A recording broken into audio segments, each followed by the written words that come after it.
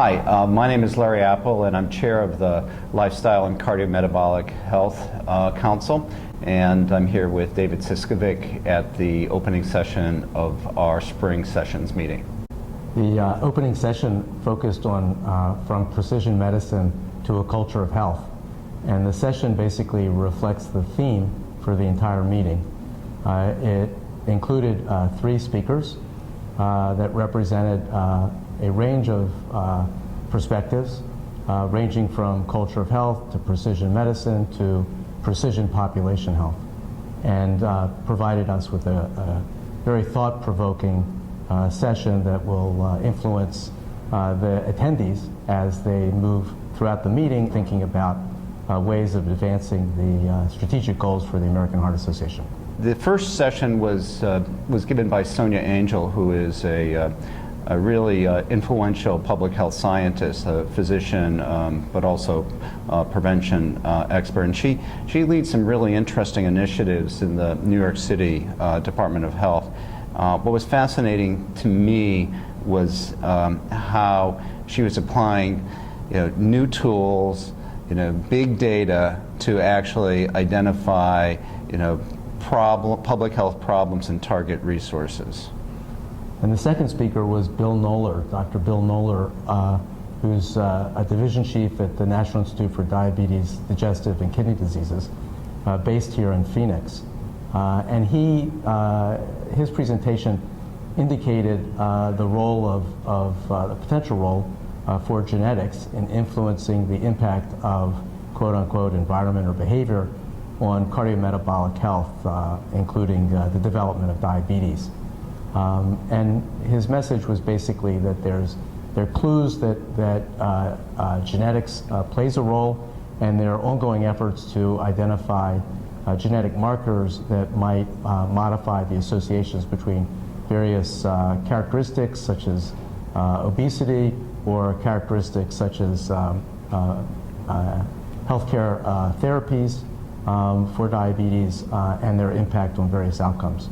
So it was a sort of in contrast to Dr. Angel's presentation, which focused more on precision population health. This one focused more on the potential for precision medicine. And the third speaker was Tom Pearson from the University of Florida, and his perspective was quite interesting. He emphasized the importance of the social determinants of health, and in several studies documented that it is actually possible to mitigate some of the adverse impacts of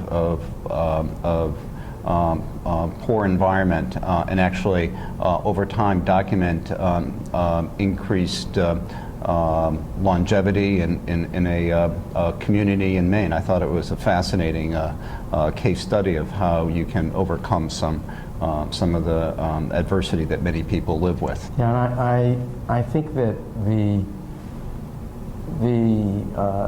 themes that were struck during the presentations are incredibly important in the broader context of thinking about health disparities, health equity, the role of social determinants in health in contributing to health disparities, and also the opportunities and the challenges of incorporating new approaches such as genomics into addressing the health needs of individuals, as well as potentially populations. I think the 2 other features that I thought were important were the potential role, or actually not potential, I think it's a vital role of people at this meeting, epidemiologists, population scientists, and the role that they're going to have in healthcare delivery systems and health improvement systems of the future. So that to me was a particularly important message. And I think the second one is that our healthcare systems finally have their incentives lined up, I think.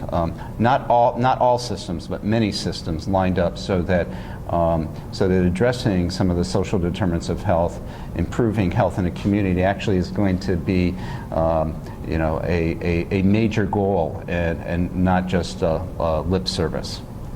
And I would just add that I think a sub-theme that came across during the question and discussion period, I think from each of the speakers, is that advances in technology are enabling us to target interventions, whether it's at the individual level or at the population level, in a way where we can sort of get a better or a larger bang for the buck, that is a larger return on investment, by focusing on communities and on individuals who might benefit the most, whether it's from a public health intervention or a community intervention, or whether it's from an individual clinical intervention.